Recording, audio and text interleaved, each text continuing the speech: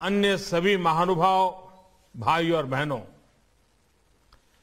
काशी के सांसद के नाते मेरी काशी में मैं आप सबका हृदय से बहुत बहुत स्वागत करता हूं। मेरे लिए ये बहुत ही सौभाग्य का अवसर होता कि मैं स्वयं वहां रह करके मेरी काशी में मैं आपका स्वागत करता, आपका सम्मान करता, लेकिन समय की कुछ सीमाओं के कारण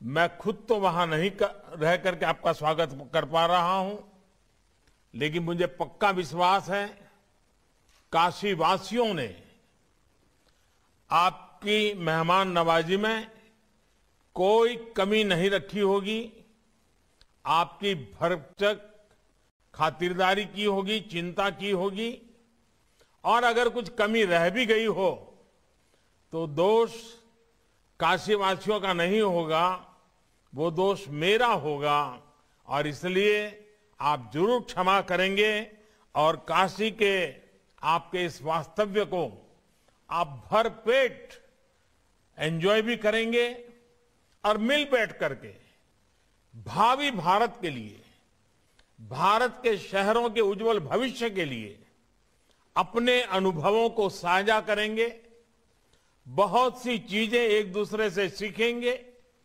और अपने अपने शहर को अपने अपने तरीके से और आगे बढ़ाने के लिए, सुंदर से सुंदर शहर बनाने के लिए, वाइब्रेंट शहर बनाने के लिए, एक जागृत शहर बनाने के लिए आप कोई कसर नहीं छोड़ेंगे, ऐसा मेरा पूरा विश्वास है। आप सभी मेयर साहिबान जरूर अपने कार्यकाल में अपने शहर को कुछ न कुछ देना चाहते ही होंगे।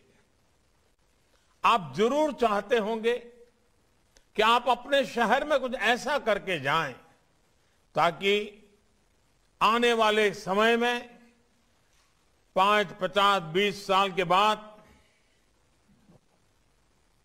जब भी कोई शहर में आए तो चर्चा करें कि जब फलाने सज्जन यहां मेयर थे या फलानी बहन यहां मेयर थी, तब ये शहर में ये काम हुआ था। एक याद बन जाएगी, एक दिशा बन जाएगी, और हर किसी के मन में ये सपना भी रहना चाहिए, ये संकल्प भी रहना चाहिए, और इस संकल्प की पूर्ति के लिए जी जान से जुट जाना भी चाहिए। और जनता ने जब हम पर विश्वास रखा हो, नगर का पूरा दायित्व हमें दिया हो, तो हमें भी इसको भली भांति पूरा करने का प्रयास करना चाहिए। और मुझे पक्का विश्वास है कि आप सब उस दिशा में जरूर कुछ न कुछ करते होंगे, जरूर उसका अच्छा परिणाम मिले, इसके लिए आपका प्रयास रहते होंगे। और मैं आज शहरी विकास मंत्रालय को, यूपी सरकार को और आप सभी को भी बहुत बधाई देता हूं कि आपने इस महत्वपूर्ण कार्यक्रम में के लिए बनारस को चुना है, मेरी काशी को चुना है। देश के विकास के लिए आपके संकल्पों से बाबा विश्वनाथ का आशीर्वाद जुड़ेगा, तो आप सब कुछ न कुछ नया प्राप्त करके, नई प्रेरणा लेकर के, नया उमंग लेकर के अवश्य अपने अपने कार्यक्षेत्र में लौटेंगे। काशी में हो रहे इस कार्यक्रम को मैं कई संभावनाओं के साथ जोड़कर देख रहा हूं।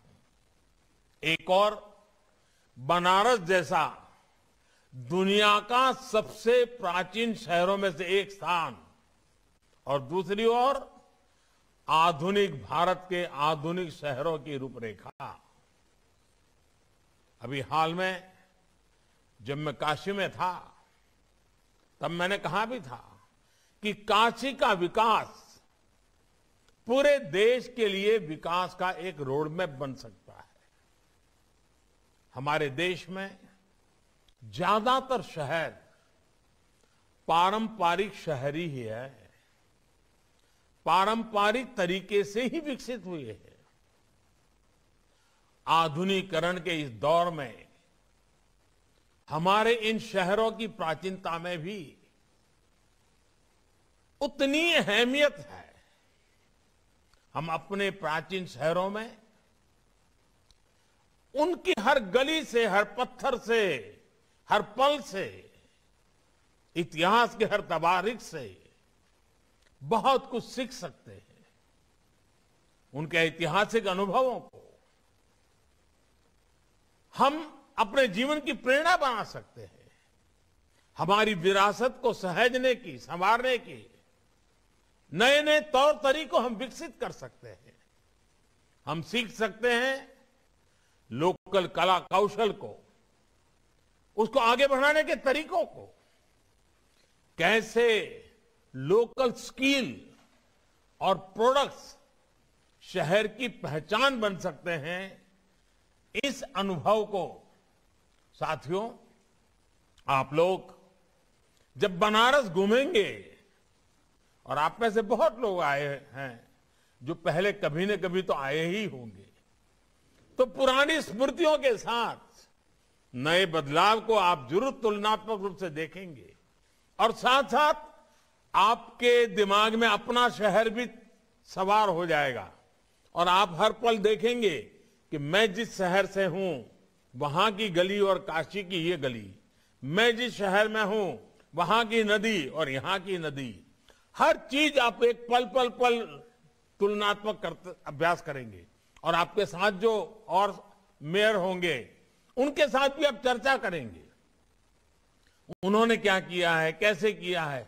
हम सबको चर्चा करते करते करते नए विचार मिलेंगे, नई कल्पनाएं मिलेगी, नए कार्यक्रमों की रचना तैयार होगी, और वो अपने शहर में जाकर के जब आपका नेतृत्व उस काम को करेगा तो आपके शहर के लोगों को, आपके राज्य के लोगों को एक नई खुशी मिलेगी, नया विश्वास मिलेगा। और हमें कोशिश करनी चाहिए हम इवोल्यूशन में विश्वास करें। रिवॉल्यूशन की आज भारत को जरूरत नहीं है, हमें कायाकल्प की जरूरत है। पुराना सब तोड़ना, फोड़ना, खत्म करना, ये हमारा रास्ता नहीं है। लेकिन पुराना जो कुछ भी है उसको संवारते हुए आधुनिकता की तरफ हम कैसे जाएं, आधुनिक युग की आवश्यकताओं की पूर्ति के लिए हम कैसे आगे बढ़ें, ये हम लोगों का प्रयास रहना चाहिए। अब हम देखिए, स्वच्छता का अभियान चल रहा है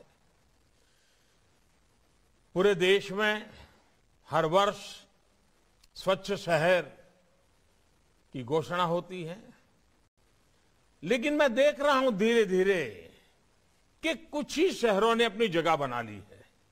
अच्छी बात है, लेकिन बाकी शहर निराश होकर के बैठ जाएं कि भाई ये तो उन्हीं को इनाम जाने वाला है, वही आगे बढ़ गए हैं, हम तो नहीं कर पाएंगे, ये मानसिकता नहीं होनी चाहिए।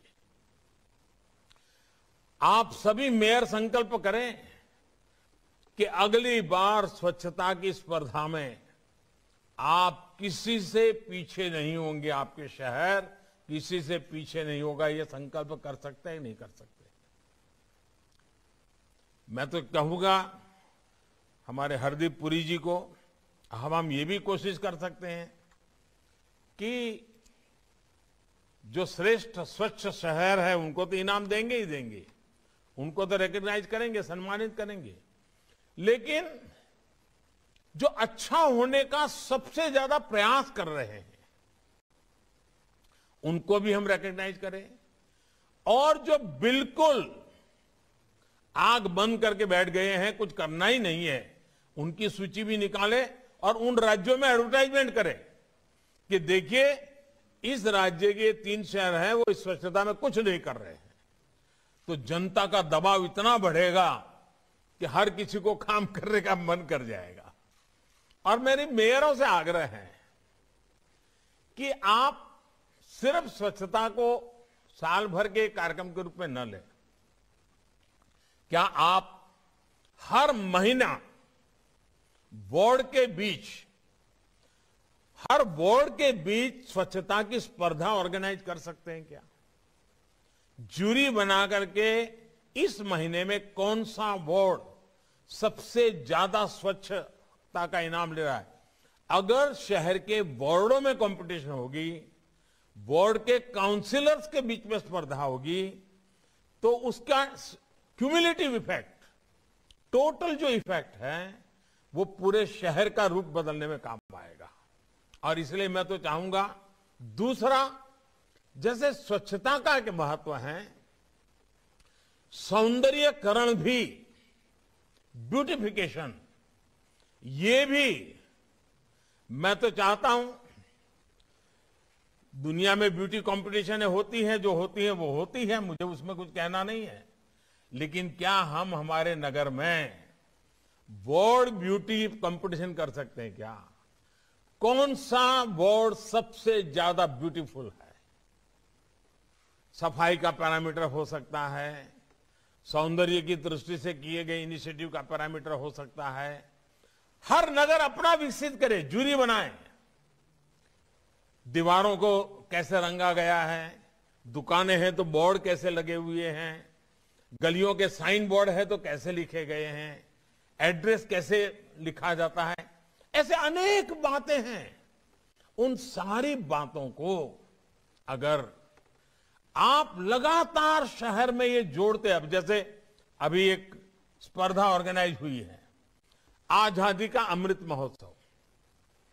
अब आजादी का अमृत महोत्सव, उसमें 3 चीजें कही है जो आप सामान्य मानवी से करवा सके। एक, कि आजादी के अमृत महोत्सव के निमित्त रंगोली स्पर्धा, लेकिन रंगोली भी सौंदर्य के साथ जुड़ी हुई रंगोली नहीं, आजादी की आंदोलन की किसी न किसी घटना से जुड़ी हुई रंगोली। अगर ये पूरे शहर में आप स्पर्धा करें, आने वाले 26 जनवरी तक इसको बड़ा माहौल बनाए, देखिए बदल हो सकता है कि नहीं हो सकता है। उसी प्रकार से आपके शहर में आजादी के आंदोलन में जो हुआ हो, उसके लिए कुछ गीत लिखे जाएं। आपके शहर में आजादी के आंदोलन में घटी घटना के संबंध में कुछ गीत लिखे जाएं, उन गीतों की स्पर्धा हो। आपके राज्य के अंदर जो घटनाएं घटी है उसके गीतों की स्पर्धा हो। देश की महान घटनाओं को जोड़ करके उनकी स्पर्धा हो। आप देखिए बदलाव होगा कि नहीं होगा। उसी प्रकार से हमारी माताओं बहनों को जोड़ने का एक बड़ा कार्यक्रम हो सकता है। हमारी यहां पुरानी परंपरा थी लोरी गाने की।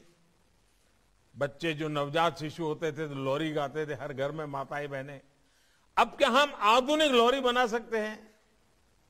आधुनिक रूप से भावी भारत कैसा होगा, 2047 में जब देश 100 साल का होगा, तो वो कौन सपने होंगे जो आज बच्चा जो पैदा हुआ है, जिसको उसकी मां लोरी सुना रही है, वो उज्जवल भविष्य की लोरी सुनाए और उसको संस्कारित करे, अभी से संस्कारित करे कि देखो हम सब ने मिलकर के 2047 में जब हिंदुस्तान 100 साल की आजादी का एक वर्ष मनाएगा तो ऐसा ऐसा करेंगे।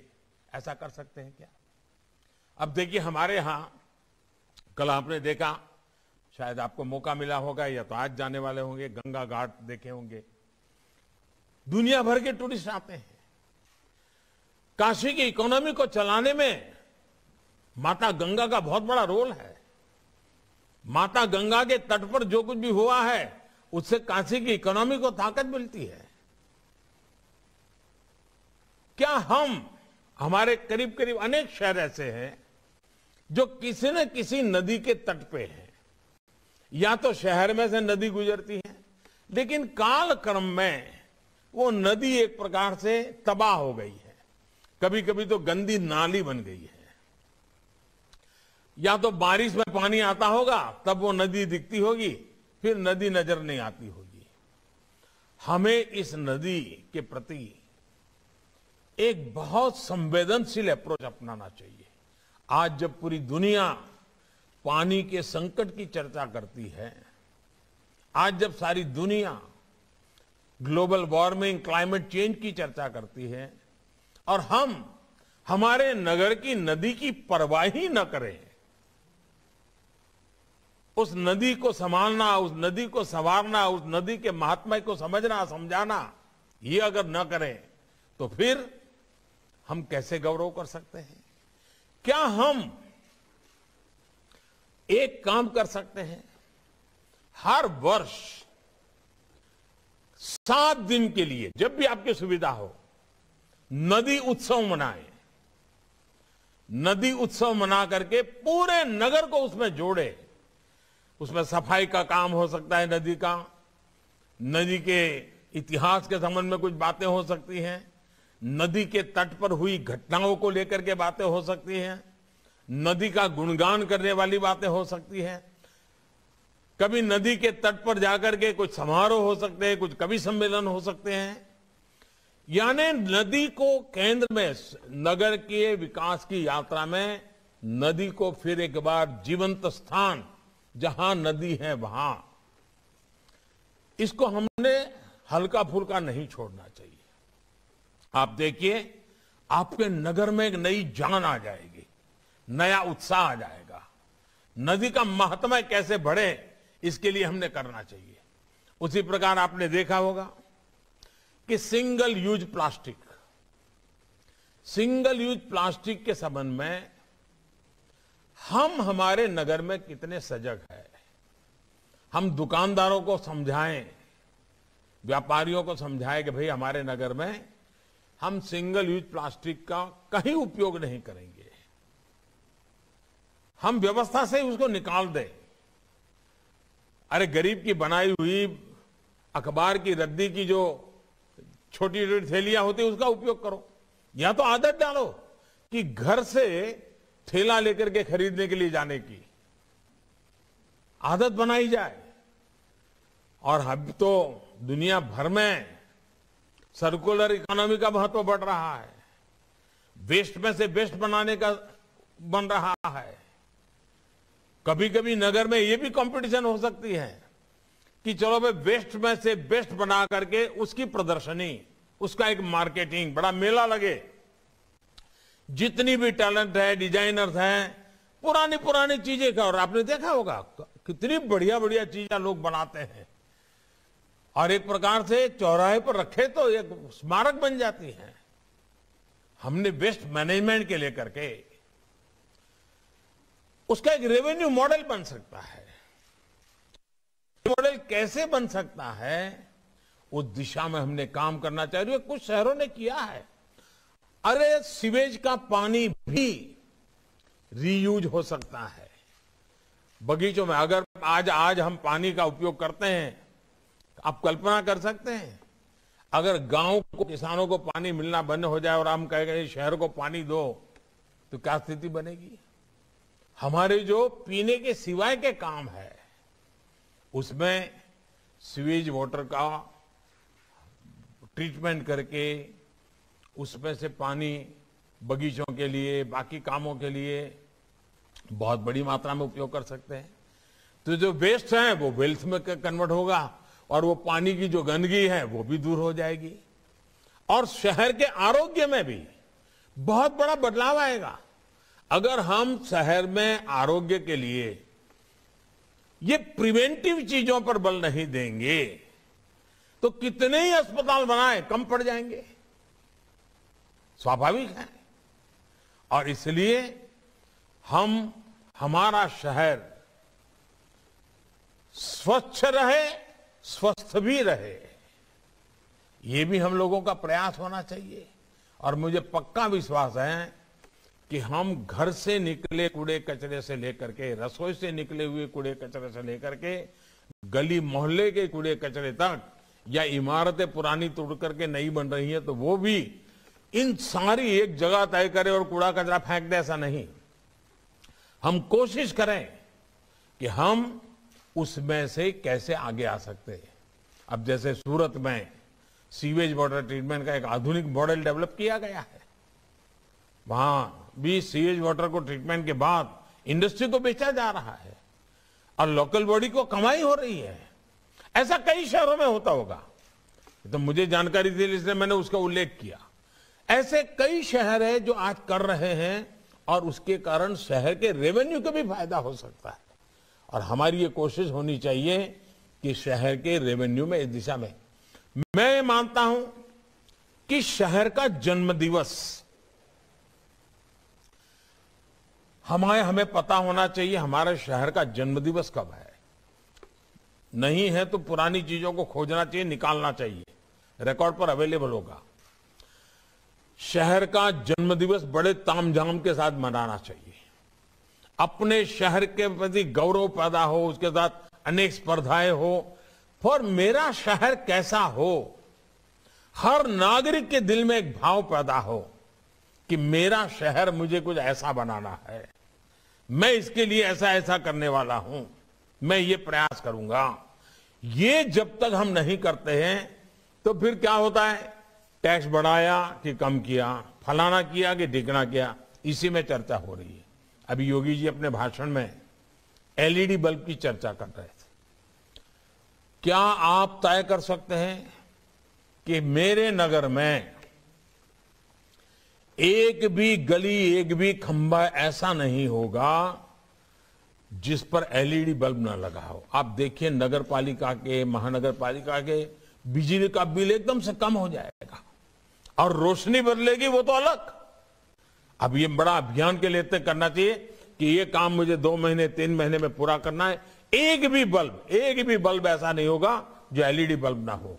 उसी प्रकार से आप अपने मतदाताओं को, अपने नगर के नागरिकों को, उनको खुश करने के लिए भी एक काम कर सकते हैं। हर घर में एलईडी बल्ब हो। मध्यम वर्ग परिवार के घर में अगर एलईडी बल्ब से लाइट चलेगा तो उसका बिजली का बिल 200, 500, 1000, 2000 कम आएगा। मध्यम वर्ग के पैसे बच जाएंगे। ये प्रयास हम लोगों को करना चाहिए और ये सारा के लिए नई योजनाएं उपलब्ध है। इन उपलब्ध योजनाओं का उपयोग करते हुए हम इन बातों को कैसे आगे बढ़ाएं। आज आजादी का अमृत महोत्सव चलता है। देखिए